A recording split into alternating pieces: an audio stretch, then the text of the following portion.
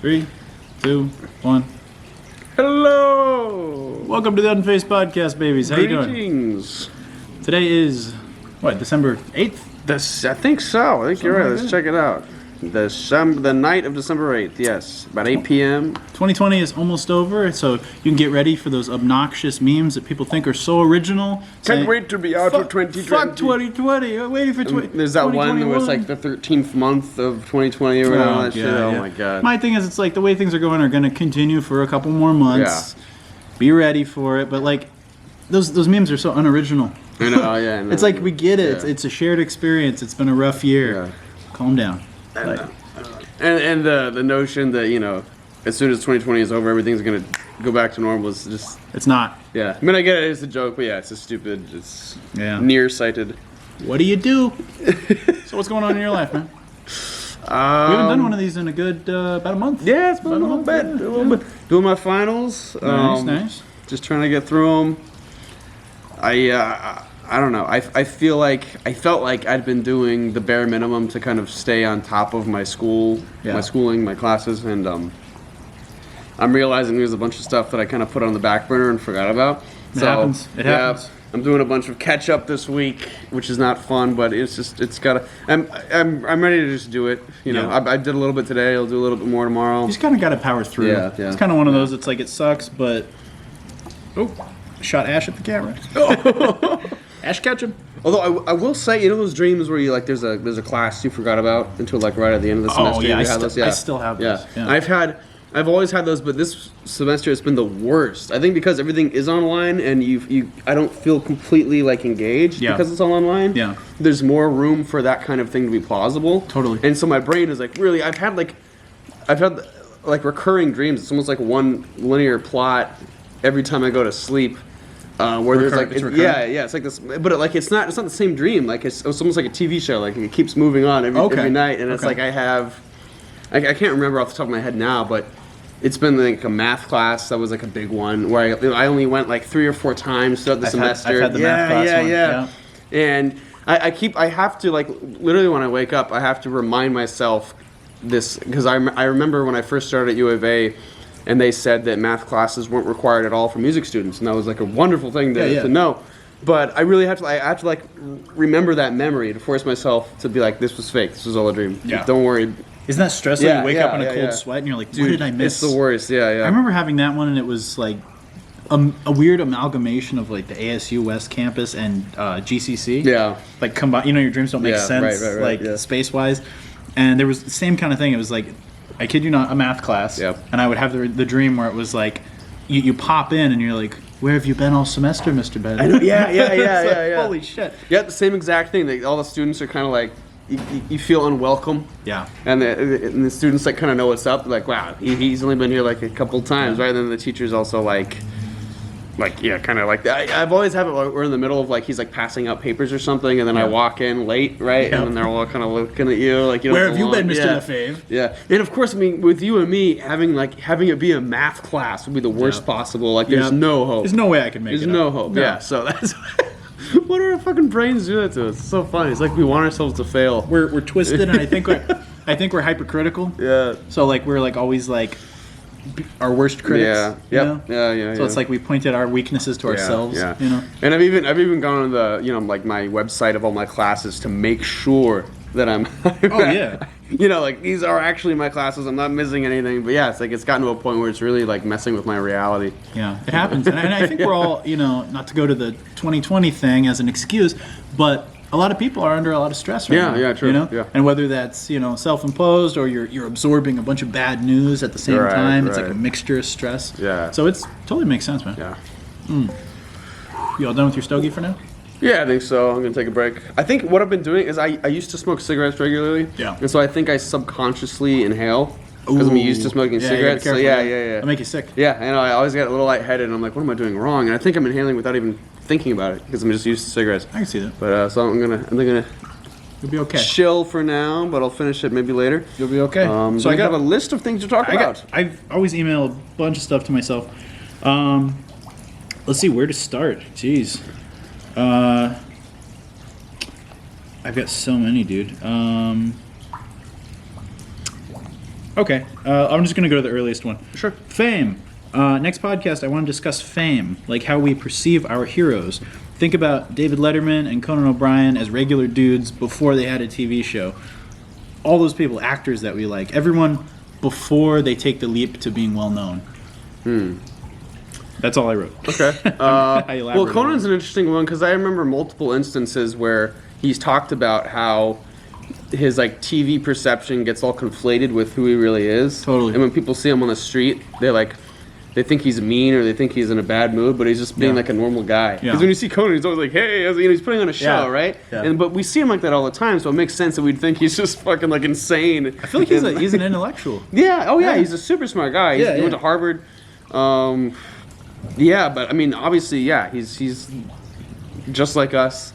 Yeah. He probably sits in bed and jerks off and doesn't probably a lot. Yeah, he's probably not smiling all the time, you know. Yeah. That was a weak one. Let's see what else we got. No, it's a good thing to be aware of. Totally. Let's see. I email stuff that's sometimes inconsequential. Do you like Jeopardy? I like Jeopardy.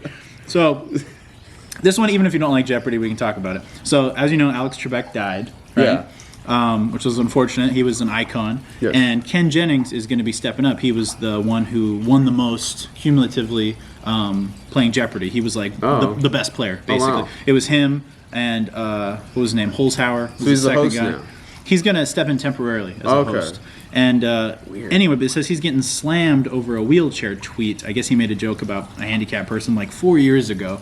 And literally a day after they announced he's going to take over hosting duties, they're like, kill him! Jesus Christ. And I think that in our culture is fucking ridiculous. Like, you know what? Who goes through your fucking Twitter and cycles through 4 years into the past and is like, here's something we can get on. That's what I was about to say. Like, as soon as these people enter the limelight as well, no one gives a shit. But as soon as you see someone's name on Twitter on trending, it's like, let's check him out. Let's see what he's done. That's bad. Yeah. Anyone who does that is like a piece of shit. Yeah, like 100%. If that's your first thought, as soon as you're like, this guy's getting big, let's fucking like tear him down. And literally, it was like within 24 hours. Yeah. Like, what are you doing? Yeah. That kind of mindset shows that you have like nothing to offer yourself. So you're just you're trying to tear everyone down with you.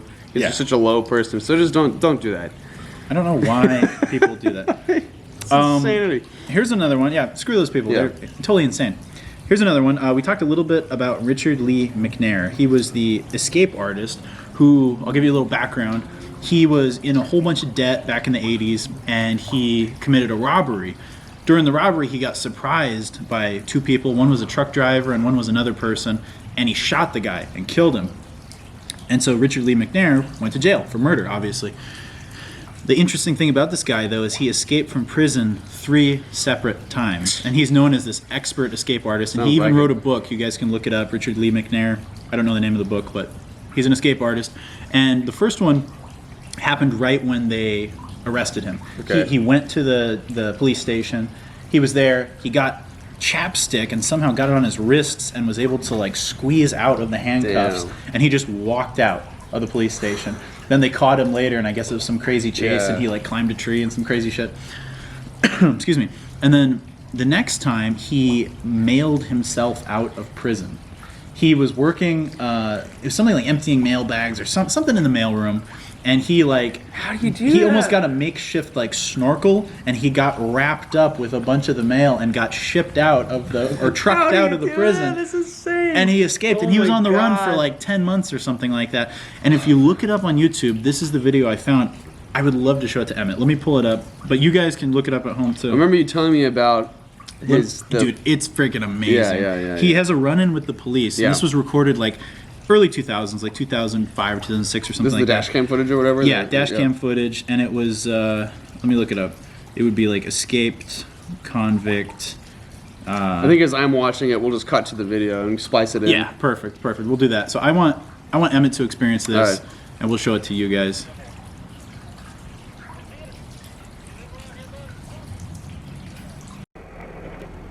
Jimbo. Is he you live around here, buddy? No. Where you live at? Down the road by Pineville. Pineville? Uh-huh. Okay. Do you have any form of identification on you? No, man. What's your name? Robert Jones. Robert Jones? Uh-huh. Why, I'm not supposed to be on the tracks? No, that's not the problem right now. What's your address? I don't have an address. I'm at the hotel. We're working on houses and stuff like that, the roofing. Roofing? Yep. Okay. For my brother. All right. What it is, we got an escapee. Oh, shit. Where from? Prison. There's a prison here? Yeah. Huh. Okay. All right. Let me just verify. He says his brother's staying at the motel. Let me verify that, and if so, I'll just cut him loose. All right. Thanks. I guarantee I'm not. You know the bad thing about it? What's that? You're matching up to him. Come on. Well, that sucks, doesn't it? Yeah. Where are you staying at? That Titusville or Titus Inn? Titus Inn? Little old. Where's that at? I don't even know the address. We just got into town about a week ago, and he dropped me off to jog. I always jog about 12 miles a day. Where'd he drop you off at? Up there on that road by, there's some construction going on up there, some houses. And he dropped me off, and he'll be back at the hotel in about probably 10 minutes, 15 minutes. Who y'all work for? It's his, I know. What's the name of the company? Phil's Roofing. Okay. Phil's Roofing. Did you go through a briar patch or something? Well, yeah, roofing. I always roof in shorts and cut my scratching up on, the roofing. That's stuff. why your knees are all cut up? Yeah. Or y'all got pads? Huh? Y'all wear pads? Hell no, too hot. They the pads rub your back of your legs and stuff. Where are you from? Huh? We're originally Dallas, Texas. I mean, that's where y'all that's stay where we're out of. out of Dallas, Texas? What's your name again? Jimmy Jones. Put yourself in my position. Well, yeah, but I'm not. I know. I'm not throwing you against her. them. Hey, you wouldn't believe what them guys do. Okay. I mean, they got years and years to think about how they're gonna do it. Now, when I crossed the tracks down there, I saw you running. I said, "Well, how lucky can I be?" No, I promise you, I'm not no damn prison escapee. You'd have done run by now. You know that yourself. You'd have done run by now. No. Well, if you can't verify me, I'll be at the... Did you see anybody or anything? There's some kids up there playing. That's all you saw? Yeah, the kids. Was that you that blew your siren? There's a siren, and then some kids were screaming, some little kids playing on the tracks. And the guy... probably told them to get off of them. Oh, did you? Well... Can I jog on them? Because this is I don't care, okay, personally. That's the only way I know how to get back. Don't get run over by a train. There isn't any. That's why I picked this. I'm sure you can hear him way in advance, Yep. and it check you out and everything. But if you do jog again in the future, carry some ID with you. See, I'm sorry. When I was in the military, we never carried our ID on base and stuff. So. On base is different. Yeah, I know. You know, they assure you if you can cross on, you got something. Yep. But out here, you're in civilian life, you know. Were you in the military? No, I wasn't. I'm retired Army. But yeah, in the future, if you're gonna jog again, that way, I mean, if you get run over by a train, I know who you are. I don't have to start second guessing who he is. You know. Can you write down your phone number, your cell phone number, so I can have whoever call you? Just call. You got a cell phone with you? No, hell no. I don't even have a cell phone or anything. Just call 911 is all you got to do, and they'll get a hold of us. All right. That's our quick line there. Have a good day now. Be careful, buddy. Thank you. All right. And we're back from All right. Richard Lee McNair's dash cam video. So walk us through what we just saw, basically. Okay, so we'll insert a few clips of the video there, but basically Richard Lee McNair had escaped from prison. He was on the run, and he was smart enough to get a water bottle, and it looked like he had thrown on some glasses. He gets stopped by a cop. He gets interrogated, and he is one of the smoothest talkers I have ever seen under that kind of pressure in my life. Yeah, 100%. Yeah. And he was so knowledgeable. He had a realistic excuse for everything. Amazing. He just the way he talked his way through it was crazy. And my thing is, as soon as the cop was like, "Okay, you can go," he stuck around for like another 3-4 minutes. Chilled. Yeah. And he asked him questions, and he's like, "Oh, can I get your cell phone number?" Yeah. And that was back in 2006 when not everyone had a cell phone. So when the officer was like, "You got a cell phone on you?" He's like, "Hell no." Yeah. That's when you could still get away with that. Yeah. If that would have been 2 years later, even 3 years later, people would be like, Yeah, and he gave a realistic, vague name for the hotel that was like the name of the town they were in, but like not enough to actually specify which hotel. Yep. And also he could play dumb because he pretended he was wasn't out of from town, there. yeah. So that's why he couldn't Yeah. conjure up the name of the hotel or the streets. Yep. Or And anything he had like all these that. cuts from his escape, and he said it was because he was a roofer and he was doing roofing, and he had all these cuts from. Oh my God! It was incredible. Amazing. Yeah. And he said he had no ID on him because he was used to not having it on when he was in the military. Like he had such a good excuse for everything. He was, you're right. He was just so chill. And he got very lucky because the cop was very complacent, and I don't want to say dumb, but he didn't seem as streetwise as I think cops would be now. And also nowadays, I mean, that would be so different. It's Cops like are never even like nice to you now. No, I mean they're very standoffish. Yeah. Back then, I mean, that was probably a guy just waiting to collect his pension. Yeah, He was just yeah. an older guy. Yeah. And he was probably he probably wasn't expecting to actually find the guy. It's probably just one of those where it's like old cop runs into someone kind of backwoods. He's kind of like, "How you doing, son?" Yeah. You know? But I wanted to show that to you because I thought that was one of the coolest videos I've seen in a long time. I know if I were ever in prison or jail or anything, I would be such a bitch, and I'd be on my best behavior because I would want to like get out and see my family again and stuff, you know. Oh, yeah. But I think that guy, if I remember right, that was life imprisonment for murder. Yeah. So he was like, it's either lie or go back to jail. Well, I guess if forever. I was life, I'd definitely start trying to figure out how to get out. Like, Yeah. what else are you gonna do? You know? Yeah, and apparently now he's in the Alcatraz of the Rockies, whatever the name of it is. It's like some maximum security penitentiary, and so maybe we'll write a letter to him and see if we can read it on the next podcast. Yeah. You said they have like no internet there or anything, so they're just kind of. they're like totally cut off. But Wow. It's It's like that guy that gets out of in Shawshank Redemption, that old guy that gets out. Yep. He's like, the world is changed, boys. The guy, And he dies. I'm thinking Green Mile. That was the guy. with the mouse in the box. That was sad. Yeah, that was depressing. Shawshank Redemption. There's that really old guy. He was like the bookman. He Yep. Yeah, and then he gets out and he's like, things are too different for me now. Yep. And then he just like kills himself. That's sad. That's you? That was intense. You're the character? Who did I say? Yeah, maybe that'd be me. I'd be Morgan Freeman That'd be cool. Red. Everyone calls me Red. for the narration voice. Yep, for the narration voice. No one wants to be the main guy. He wasn't in anything else. I mean, he is the most badass character. Tim Robbins. Tim Robbins, yeah. He did a couple other movies, but I can't name them. Yeah, it's weird when that happens. Yeah, it's pretty cool. Like, in one of the most loved movies. Yeah. And it's one that like every person says, "Oh, one of the best." Like it's on every like. he did a great job. I don't understand why his career didn't pick up a little bit more. Yeah, It's always such a weird one. Yeah, what else did he do, man? I can't even think. He did Yeah. some other movie Yeah, he about did stuff, He but- did some other movie about like filmmakers in the early '90s. I can't even remember what it was called. Weird. Maybe he just chose to. I mean, Maybe. you always assume these guys want more work, but maybe they don't. Maybe Well, there's it's some cool. guys like that, like Rick Moranis. Like after he did like Yeah. Ghostbusters and Honey, I Shrunk the Kids and all those, Yeah. he just like literally like stepped away. Like it was his choice. Yeah, I remember when I was little, I feel like Rick Moranis was big. He was like Yeah. a big actor, Yeah. you know, and then he's just... And he was small. Yeah. In Honey, I Shrunk the Kids. But Honey, we Method shrunk acting. ourselves. Yeah.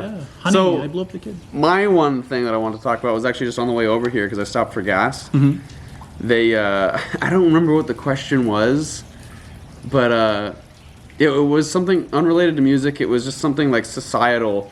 And you know how a lot of those gas stations have screens with like their own little gas Did station you go to a news? Shell? Yeah. Yeah, Shell has the. The gas station news, kind of sad. They're like interviewing Billie Eilish to see what she thought about something. Oh. And I fucking hate, like, She's the worst. whenever, it's not even, I mean, I fucking hate her. I hate her music. I think she's a piece of shit. But Did you see the toys they have of her at Target? Yeah, you sent me the picture of the. What was There's that? Billie Eilish toys at Target. Billie Eilish toys. What are we teaching our children? Man, but the point is, like, why when these people, when anyone gets a little bit of celebrity clout, when their face is out there, for some reason we attribute a bunch of wisdom to them all of a sudden. Yeah. And you always hear, like, on the radio, Billie Eilish is always like, remember to wear your masks, guys, and stuff Yeah. like that. It's like, why? Please, everyone, wear your mask. Why do we do, like, even musicians that I really love, like Wagner, who's responsible for the best operas that were ever made, I wouldn't ask his opinion on anything. He hated Jews. Imagine, like, It's fucking terrifying. I know. Imagine if he was like a severe anti-Semite. Imagine you're listening to the radio and he's like, "Hello, everyone. I am Wagner. Remember, I don't like the Jews." Wear a mask. Wear a mask. It's like, especially around Jews. yeah, I know. It's 9 times out of 10, especially these days, musicians are going to be pretty dumb people. They're going to be pretty vacant, just stupid people. So don't listen to what they have to say. Even if you like their music, just like, I don't know, form your own opinions. Why are you listening to someone that has nothing to do has no authority on that subject. They're like a politician all of a sudden. Yeah. Just some 17-year-old idiot. Exactly. Who whispers for, $1 billion fucking dollars. I think therefore I am. Whoa, this shit was deep, man. God. Anyway. But yeah. Frustrating. Yeah, I don't know. Frustrating. But we'll see what happens. I don't think things are going to change. If anything, they're going to get worse. Yeah, they're going to get worse, yeah. But, hey, stay strong. Let's check the list. Let's see what else we got. Oh, man. But I loved that Prison Escape one. That was fantastic. Yeah, that's badass. That's so badass. Oh, my gosh. And you gotta root for him, because I think everyone could have anonymously, even if they don't say it, they just silently are on their side. Because especially if you have life, like, what is your other option? Totally. Yeah. So it's just. I don't blame cool. him at all. Yeah. I thought it was badass. Yeah. Like I said, I don't condone him killing someone, but when you look past that and it's almost like seeing a good car chase. When you're watching the cops chasing somebody. Yeah. I'm always rooting for them to get away. Oh, of course. Yeah. I don't know what they did. I'm just like, Yeah. go. Yeah, You're always hoping they're gonna, go into a parking garage and get out of there. I think that'd be the way to go. If you're running from the cops and you're in a high-speed chase, you go into like a parking garage at an airport. Yeah. And it's like restricted airspace. blend in, I'm sure the cop helicopters can get in there. But Yeah. if you get in there and you run out, maybe grab someone's luggage or something. Yeah. Just blend in with the masses. That would be yeah. a way. That or go to a mall. Yeah. It always goes back to a mall. Yeah. Like That's us, the we way always to go back to the mall. Always. All right, here's another one I emailed myself. Predator, the 1987 masterpiece with Arnold Schwarzenegger. Ooh. 10 things that make no sense about the 1987 film. All right, these idiots making these lists. The movie is literally centered around a hunter alien, a predator, okay? Yeah, of course parts of it are going to be unbelievable. But they nitpick things. They're like, well, the thermal imaging wouldn't work because the jungle in Mexico was so hot. Oh my God. I'm like, the movie's about a fucking alien hunting Okay. hunting a rescue crew. Like, Yeah. we're a rescue team, not assassins. YouTube is overran with nerds that like zero in on these inconsequential, specific little stupid things. It's insanity. and they think they're smart for doing it. It's like Yeah. if you can't, Look at this. it's unbelievable. It's like Jesus Christ. it's like, come on, dude. That Predator is one of the best sci-fi movies, action sci-fi Yeah. hybrids ever made. Yeah. And you're nitpicking it, and you're totally accepting the fact that an alien came down to fight Arnold Schwarzenegger, and it's actually plausible. and all these dudes. Like, come on. Just zap the fun out of everything. Yeah. The opening Helicopter briefing. The opening of the film establishes Dutch and his crew getting the scoop on a mission to rescue hostages from an armed guerrilla force, but there's no exposition or briefing to be seen. Instead, Dylan decides to go with the team as a fifth wheel, who just happens to know the full details. Jesus. Or so, like that's the part Okay. you're nitpicking. Like, you're not nitpicking the fact that an alien dropped off, or an alien ship dropped off Yeah. Predator into the Mexican And jungle. how about this? Like, what's not realistic? How about all of the dialogue? The entire movie. Yeah. I mean, Like, but instead they're like, no, they weren't briefed in the helicopter. yeah. Who's making these lists? Jesus. These BuzzFeed these are assholes. these are dumb people who think they're smart and like clever for coming up with these things. It's like the people we were talking about that were criticize like every movie, and it's Yeah, just like, yeah. dude, come on, like.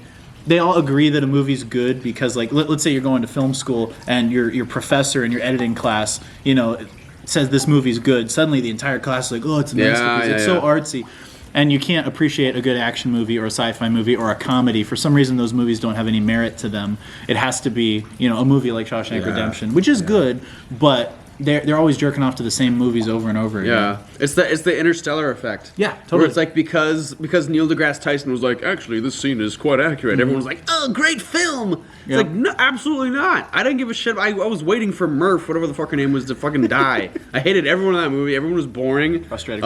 It was the most uncompelling movie I'd ever seen because they realistically showed us like a black hole, and because the planet with the big waves and the slowy downy gravity thing was accurate. Doesn't make it a good movie at all. Exactly. Exactly.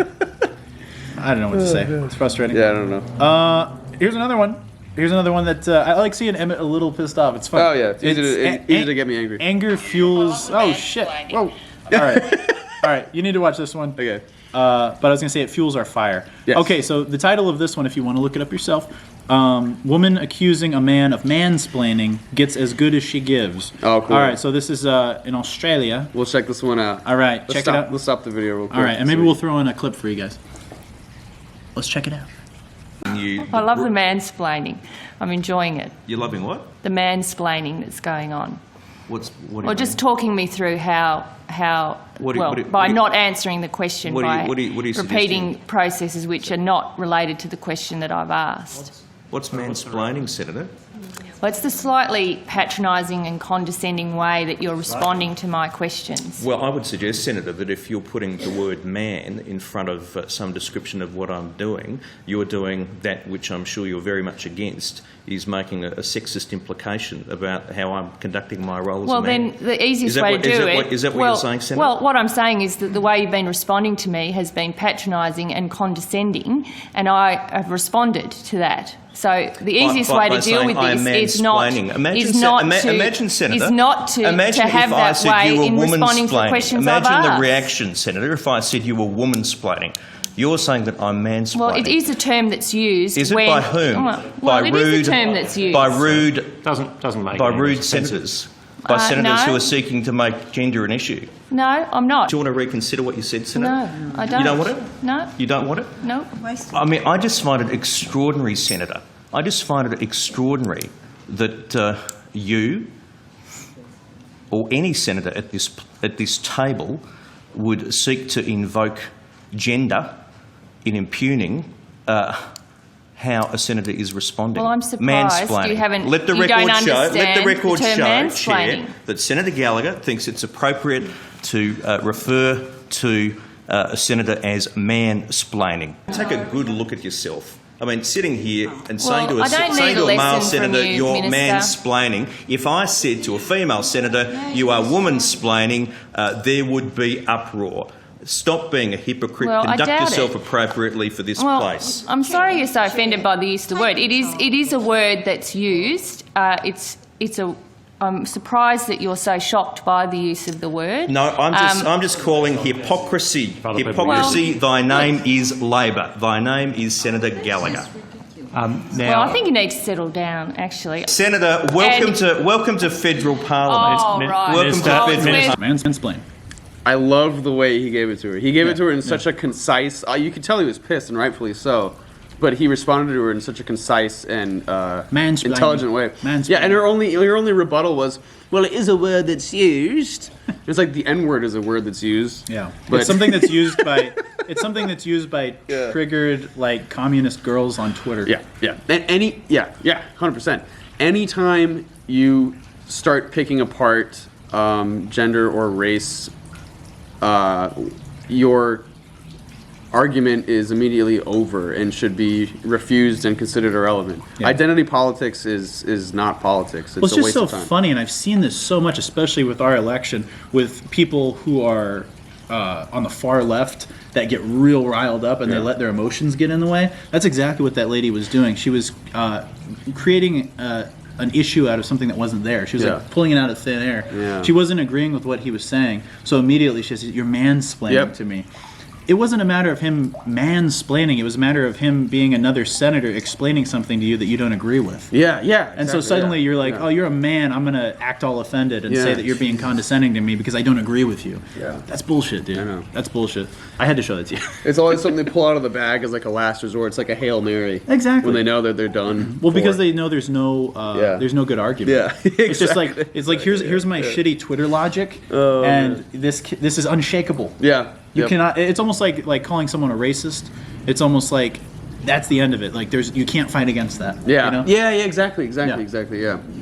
Whether it's true or not. Yeah. And in a lot of cases, like that case, it's just stupid. Exactly, and you're right. That's why they do it. Yeah. It's because it's so brazen, so intense, such a ridiculous thing to say. It's condemning. Yeah. And the problem with people like that woman in that video, and a lot of people, especially on social media, they throw around these very, very, very serious condemning words. Yeah. Very casually. And that's the ultimate irony of the left is that they say that anyone can do whatever they want to do. It doesn't matter who you are. But at the same time, they're the ones constantly categorizing people into things, trying to put people in a box and figure out where do you fall. Where do you fall? It's insanity. Yeah, and it's like even if it's not accurate at all, right? You can just call someone, "Oh, you're racist," so you can't say anything. I find that so funny though. If that was a woman in that man's position explaining the exact same thing with the exact same tone, it would have been a non-issue. Like it wouldn't have been a thing. Oh yeah, totally. But the fact that he was a dude, she knew she could get that leverage on him, or she thought she could get that leverage on him.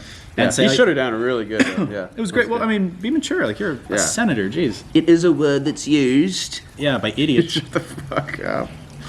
Oh man. Next topic. BB pick. BB pick. I don't know. Does BB have any picks? Christmas is coming up. Christmas is coming Talk up. about Christmas, yeah. How you feeling? about How you feeling about a 2020 Christmas? I mean, it's gonna be tight, budget-wise. It's gonna be. I feel you. I feel you there. But we just put our tree up today. Beautiful. Nice to see. Half of Christmas is just the vibe, you know. And we put our lights up yesterday. We put up our tree today. We're probably gonna decorate it tomorrow. Nice. And once all that stuff is up, it's gonna be nice, you know. It'll be pretty, yeah. The cold. We were talking about the other night. The cold against the warm lights of the trees and just the house lights, and it's just half the magic. I like it. There's a coziness. There's such a magical coziness. I feel like the last 2 years, admittedly, I wasn't really on board for Christmas. Me neither. Yeah. I wasn't really feeling it. I wasn't feeling the vibe. I wasn't feeling the energy. I wasn't feeling the consumerism. I wasn't feeling any of it. And I feel like this year, and I'm sure a lot of people agree with me, I'm kind of welcoming it. Yeah. I'm kind of like, it's like a nice little reprieve. Yeah. I want to watch, the movies. I want to watch Elf. I want to watch right. It's a Wonderful Life. And it falls at a very biblical time almost. I mean, it's a biblical holiday. It is. And it falls at a time when I think we can kind of humble ourselves and reflect on how crazy this year has been. Totally. And be thankful. It's the time to be like, wow, this has been crazy, but we're all here now. Yeah. It's Christmas. Have some hot cocoa. And we're coming out on the other end of this thing. Yeah, have some hot cocoa. Deck the halls. Deck the halls. Yeah. Deck the halls. Watch some Jingle All the Way. Yeah. So I'm excited. Yeah, I'll probably just watch some movies. The one thing I am sad for is that it's been a tradition in our family to go to a Christmas Eve evening mass, which is always really, really nice. There's this church up in the foothills by Camelback that we go to. Yeah. That it's just a beautiful church, and they have a really nice choir, and they always sing beautiful Christmas songs. And it's the only once a year I really ever go to church. Yeah. But it's nice. And then you come home and you have tamales and stuff. I love the tamales. Yeah. Christmas tamales. Yeah, Christmas Eve tamales, and then it's church as the sun's setting, and then come home and have the tamales, and then Christmas Eve night we each open one present. Yeah, love it. And then in the morning we open the rest. But so obviously we're not going to be going to church this year, but we'll probably watch Elf or something. That'll be nice. I like watching that. I like watching. I do love It's a Wonderful Life. I think that's one of the best, not just one of the best Christmas movies, but one of the best classic movies of all time. Yeah, it's true. That was filmed during the summer. Fun fact. Oh wow, interesting. It's a Wonderful Life. A bunch of the scenes where he's running in Bedford Falls, that was fake snow, and you can actually see Jimmy Stewart sweating. Oh wow, that's funny. Yeah, it was filmed in the summer. I think we were talking with Max a while ago about Christmas movies. Yep. How I never really liked the Peanuts one. Peanuts is kind of depressing. depressing. Yeah. I do like Rudolph. I do like Rudolph. Yeah, all those claymation ones are weird. I never got into those. I'm gonna be honest. I like the Rudolph. I think I never got into them because they were always on TV. Okay. Like there was something about how they were on all these easy to access networks where I was just like, it must not be the best. Gotcha. And then, Rudolph is special. I would like to sit down with you and Max and watch Rudolph. I've never actually watched it. It's beautiful. And then there's the Frosty one. There's an old claymation Frosty one or whatever. Yeah. And then there's Mr. Fire and Mr. Snow, whatever that is. Oh, those little guys. Yeah, I don't even know what that one's called. Yeah, and then there's the Miracle on 7th Street or whatever. 34th Street? Oh yeah. Okay. Is that 34th Street. Yeah. I don't think I ever saw that one. All Me the way neither. through. Boring. Yeah. I'm kind of I'm stuck on Rudolph, Elf. Occasionally, the Santa Claus with Tim Allen. That's a beautiful one. That's a great one. Yeah, the ones that don't take themselves as seriously. A Christmas Story. That's a great one. Yeah, true. Yeah. The Red Ryder BB gun. Yep, classic. Yeah. The ones that have a little more humor to them are, I think, the good ones. Oh, and then Jingle All the Way. Love Jingle All the Way. One of the best. Yeah. That's one I can't quote. That's one a lot of people really love. But Turbo Man. I've only seen it a few times. But I love Arnold. Ironically. Yeah. Maybe I'll watch. I think that one has Put That Cookie Down. Yeah. I think that's one of those. I'll watch Dash the Dance of Prancer Vixen. And it's got Anakin in it. Mm-hmm. It's got young Anakin. Jake Lloyd. Yeah. He was good. He was a good young actor. I don't know. I wish he would have embraced it. I think it had things progressed for him a little later. If everything would have been 10 years in the future, I think he would have been fine. I think he would have embraced the Comic-Con culture. Yeah. And I think he would have been very popular in his own right. Kind of like some of those Disney kids, he would have been fine. But I think he came up at an awkward time, and he got bullied for some reason. He got bullied for being in Phantom Menace, which is insane. If I would have been him, I would have been screw you, I'm Darth Vader. Yeah, right. Yeah.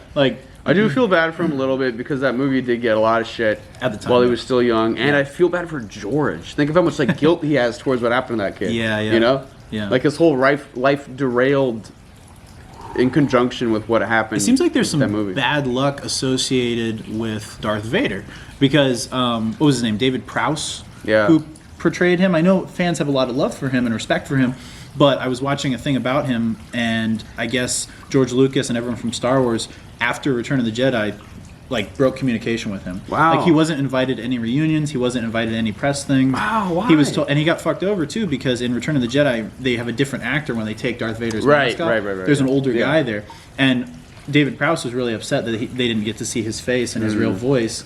And another thing, James Earl Jones did the voiceover, which is amazing and iconic, but David Prowse didn't know about that in A New Hope. He didn't know that it wasn't going to be his real voice when he was doing all the lines. So they kind of fucked him over. That's really sad. I know he had a successful career otherwise. He was a bodybuilder and he was in some other movies. And well, that's what happens with Biggs too. All those scenes with Biggs Darklighter, he nails it. He's so good. He's so fucking cool. He's like the guy that Luke looks up to who's in the rebellion. He's one of the reasons Luke wants to join the rebellion because he looks up to him. And if it weren't for that 70s stash, I think he would have made. Well, Lando kind of had a 70s stash though. Lando was pretty 70s. Yeah. Lando was very disco. Yeah. But not a system, he's a man. Yeah. But Lando was really the only character that still looked 70s. Yeah. I think they probably unintentionally so did a good job shaving off all the scenes that look kind of 70s, like Biggs, and then there's that scene where he goes into that little communion area where there's like a 70s girl. Like hippie girl. Yeah, she didn't fit at all. Yeah, she's like, I don't wear a bra. And then they're like looking up at a starship or something at one point. Yeah, some of those scenes, whoever edited that film did a brilliant job. Yeah. I still think A New Hope is probably, it's tough to say, but probably my favorite Star Wars movie. Yeah. The original. I love them all though. I love them. Well, it's like everything pre Disney. You can for me it's the same feeling I have towards all the superhero series. Yeah. Like it's the most fun to watch them go from this Joe Schmo to Spider-Man. Totally. Or whoever. Yeah. And that's what happens in A New Hope. A legit origin story. Right, yeah. It's Luke's origin story. Mm-hmm. He goes from farm boy to Jedi. Cool. I heard Matt got a Sega Genesis. I heard Matt got a Sega Genesis.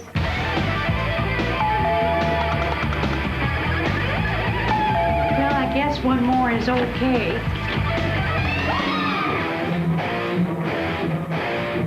The Sega Genesis. Game cartridges sold separately.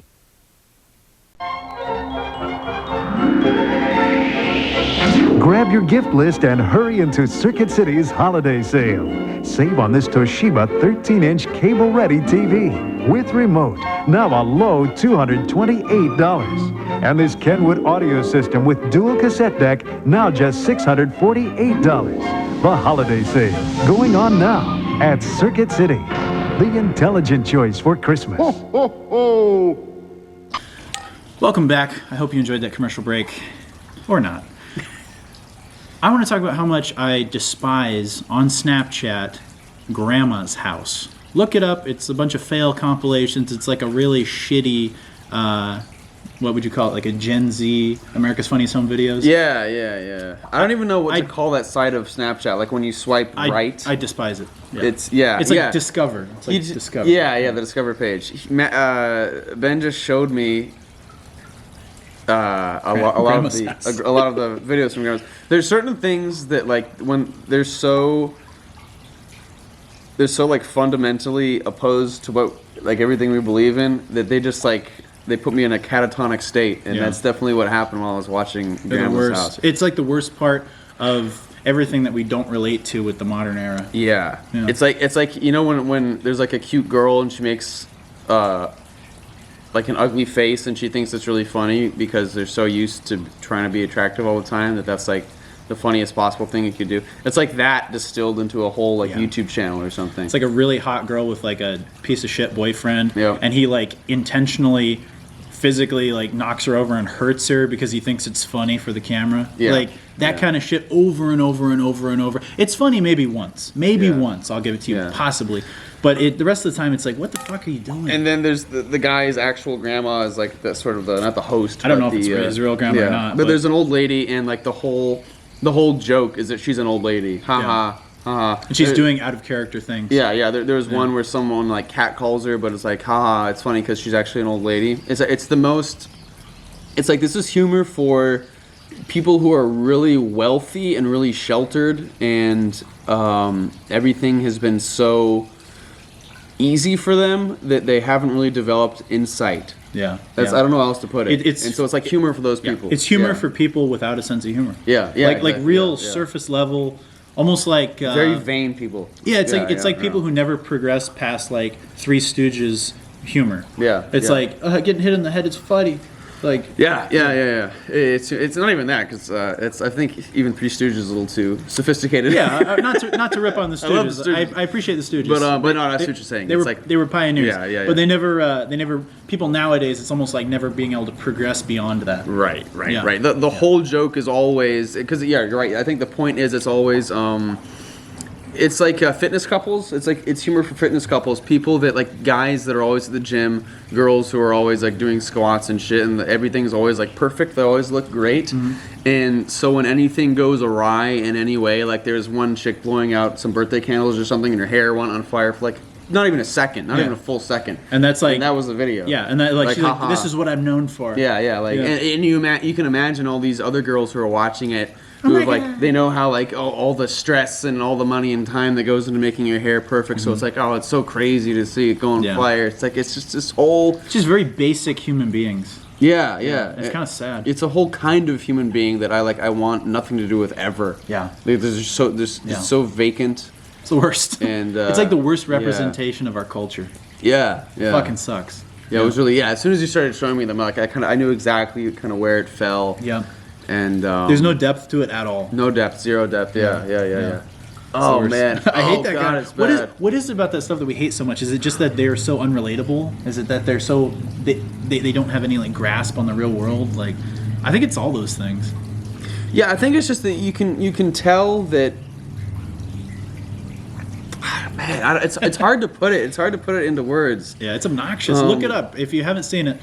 On Snap, even if you don't have Snapchat, you can look it up on YouTube and look up Grandma's House on Snapchat. I think it really is. We were talking earlier. We were at the mall earlier. We were talking about how there's certain guys that will like inherit their dad's law firm, and then they will from there just get like an incredibly hot girlfriend, and like they go, water skiing on spring break, and they live like this perfect life. Yeah. And they take all of it for granted because they've never had any like real sizable hardships. They're no Bruce Wayne.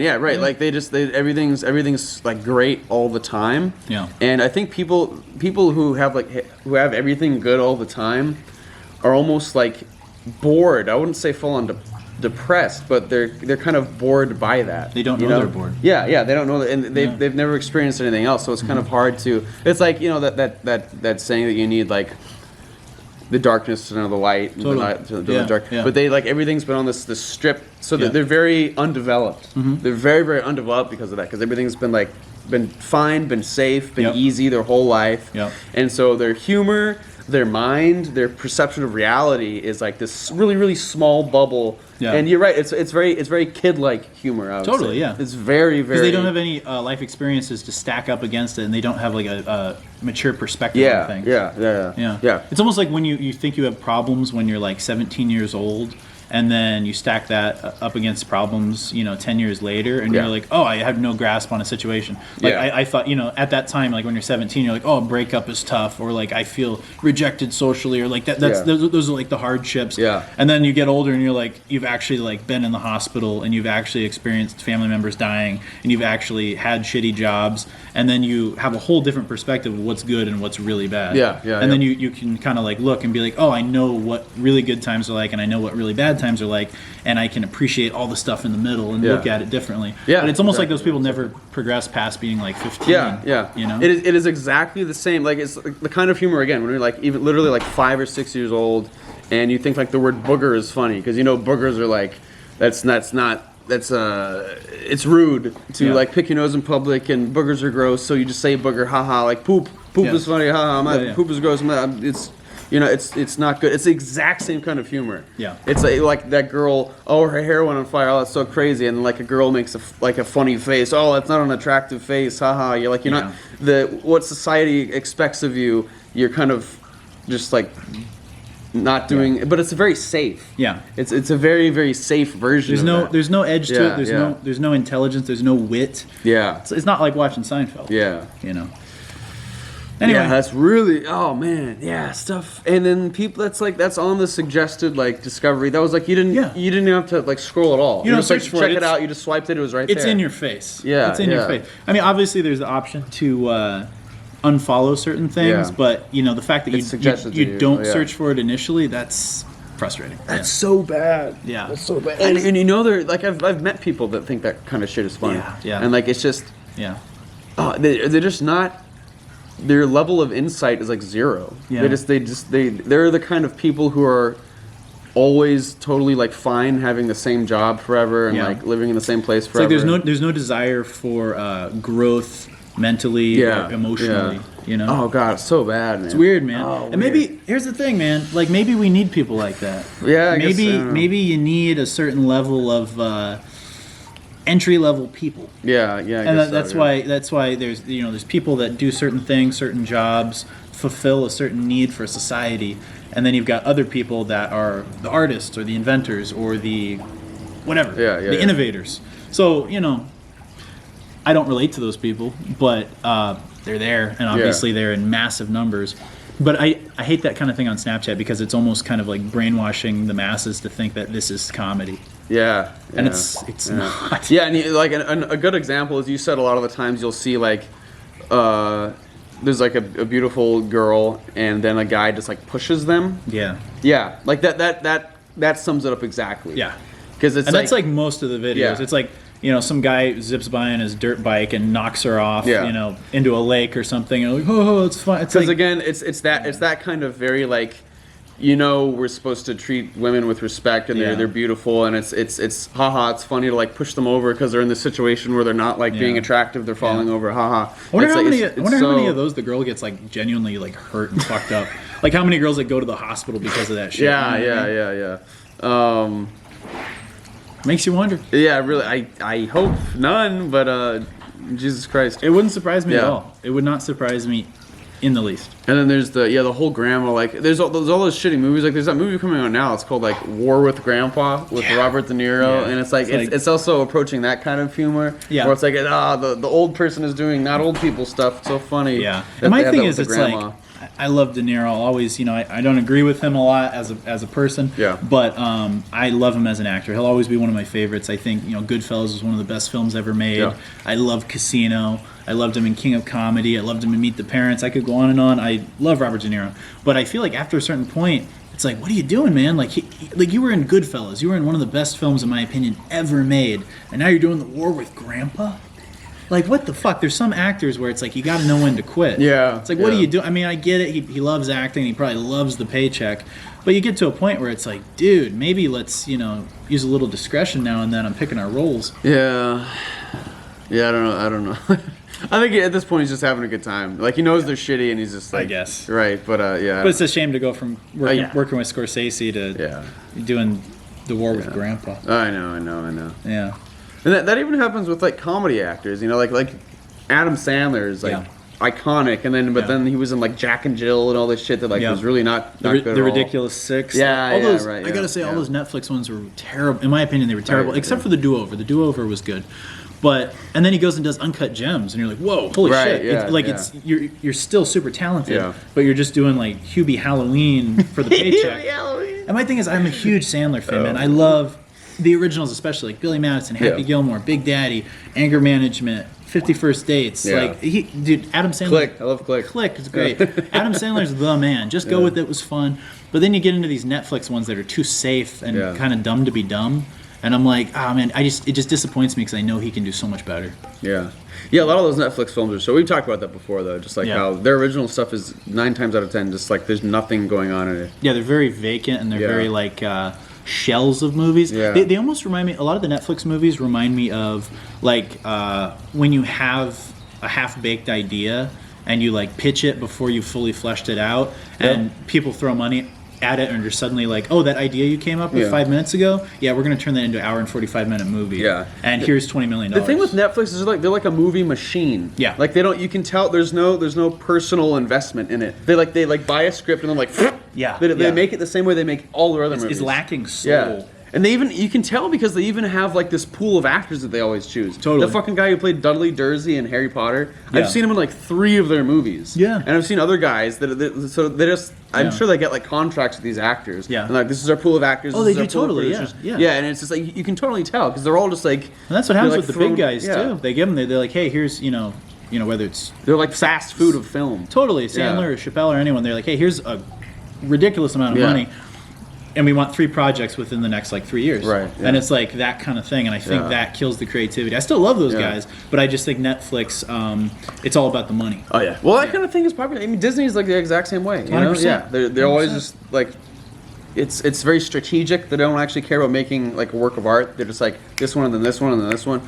It's all It's you can feel it in the production. Like all the Marvel movies feel the same. They're too clean. They look the same. They're very clean. Yeah. Then all the Netflix movies, you can tell their sets. They always look like a Netflix movie. Totally, yeah. It's just It's almost like how you can spot a Hallmark Channel movie, like that cheesiness, and like just take that and plant it into Netflix. Yeah. Man, it's bad. Anyway, guys, time for one more break, and then we'll wrap it up. Mr. Surfer, have you ever considered propane as an alternative energy source for that board of yours? With a little retooling, I could get it to work. Tell you what I'm going to do. Being that you're my neighbor and I like you, I'm going to give you the new neighbor discount and a free t-shirt. So what do you say? Take a ride on the Cosmic Tide on an all-new Silver Surfer next, as Fox Kids Heads for the Hills continues. Just think, with repeat business like that, I could eventually be supplying propane galaxy-wide. Hello. Gotham Corner Store? Yes, we seem to be down to our last Diet Coke. A gentleman is on his way to pick some up. Just look for a black car. No, this black car will be rather difficult to miss. And by the way, the gentleman is usually in quite a rush. Just for the taste of it, Diet Coke. Hey, welcome back. So it was weird on our way here when we were getting ready to record, seeing how many businesses are still closed and still not operating.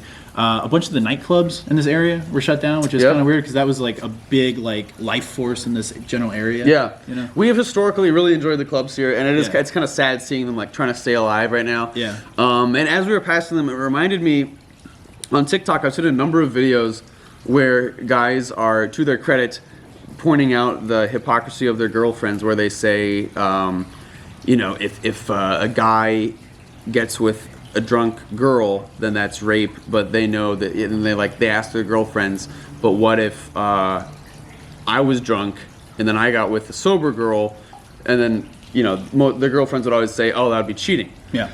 And then they're like, that's very hypocritical, which is correct. But looking at the clubs, and actually I was thinking of that quote from Seinfeld where Elaine is like, if everyone, Jerry's talking about how 90% of people are ugly, and then Elaine's like, how's everyone getting together? And he's like, alcohol.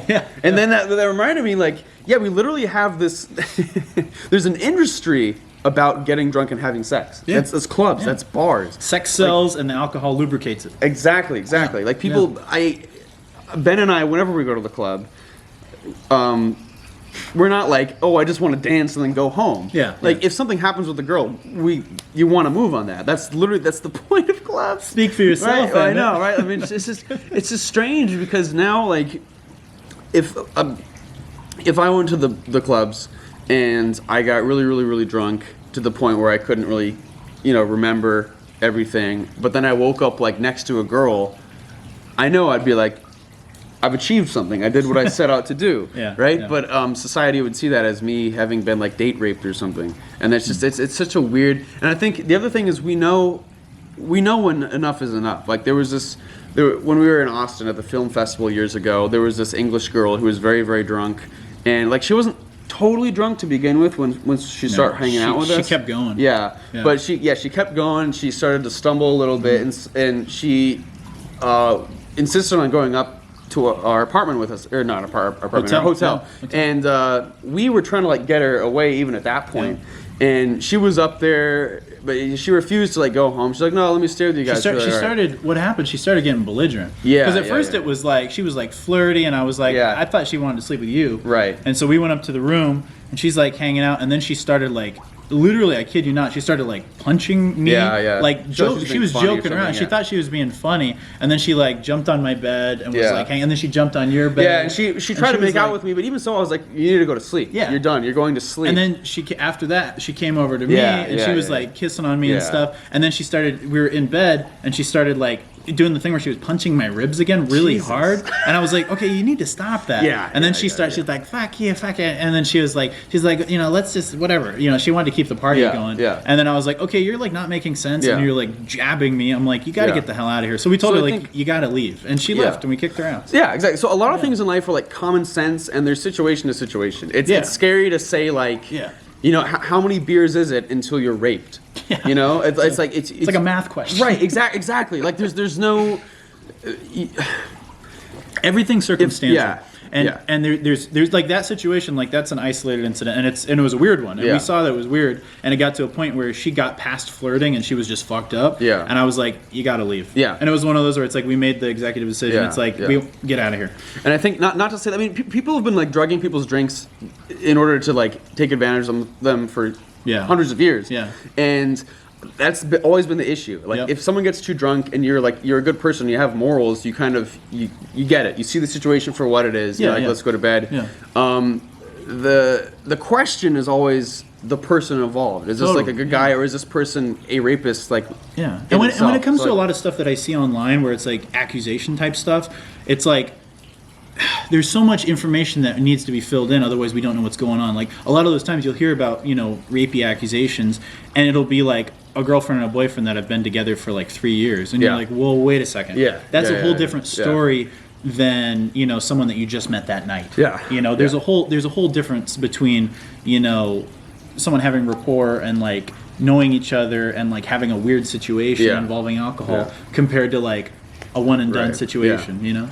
And then what if they're both really drunk? They both can't consent, so that they both simultaneously rape each other. Like you know, it doesn't like it doesn't, looking at it like that in terms of like how drunk is this person doesn't necessarily make sense. You have to look at it in terms of what was the person's intent and what was their decision making. You can't look at like the level of, it's not like they're, you know, driving. Because I mean, again, like we go there to get fucked up, and we get fucked up so we can hook up, right? I mean, let's be honest. That's why clubs are there. It's true. And that's why they've been there forever. You'd be lying if you said that wasn't a massive component. I mean, and I know there are people who go there, their friends just to dance. I've done that sometimes too. Weirdo. But well, I know. But as soon as you start like drinking and talking to the people you want to get with, and they're receptive to that. Well, they know that's the place to meet. Right. That's the place that's the place for socializing. That's the place for hookups. It's like, you know, once in a while someone will go to a bar and they'll meet someone that they ending up with. But a lot of times, at least on the guys' side, and a lot of girls too, you're going out there to have fun and potentially hook up. You know, and it's not a place to usually meet a soulmate, although it does happen. But generally, 9 times out of 10, that's not the intention when they're leaving the house. It's very much like the place to hook up. And I think, like Ben said, it's circumstantial. You should look at the intent of the guy, or the girl, or who was doing the forcing. But looking at it in terms of like how much alcohol have you taken, or who's drunker, is like it's very stupid. Or other substances. It's almost irrelevant. It's just, that's been a weird. People like making little rules for things to try and simplify them, but that it's really, at the end of the day, it usually makes the guy look bad no matter what. But my thing is totally circumstantial. Totally depends on that person's relationship, and no means no. That's what I can say. I agree. Good shit. Well, let us know what you guys think. We covered a lot of different topics today. We were a little heated tonight. We were a little heated. I think there's just been so much going on in the world, and also a lot of the stuff that I sent that were conversation pieces were kind of like things that get us a little pissed off. The grandma thing was really like put me in a bad mood. That was tough to watch. There's some stuff where it's like you just got to vent. It's like sometimes our society is freaking obnoxious, and sometimes it's nice to come on our little Unfazed outlet and just bitch a little bit. Yep. I know it's not totally unfazed of us, but sometimes you got to bitch. Yeah. Sometimes you just got to let it out and say that society is a little annoying. So feel free to bitch in the comments, whatever you think. Feel free to like and subscribe if you like what you saw, or feel free to unsubscribe and dislike if you don't like what you saw. Yes, and if you guys want to support us on Patreon, please feel free. The link is below. Awesome. See you guys later. Remain unfazed, guys.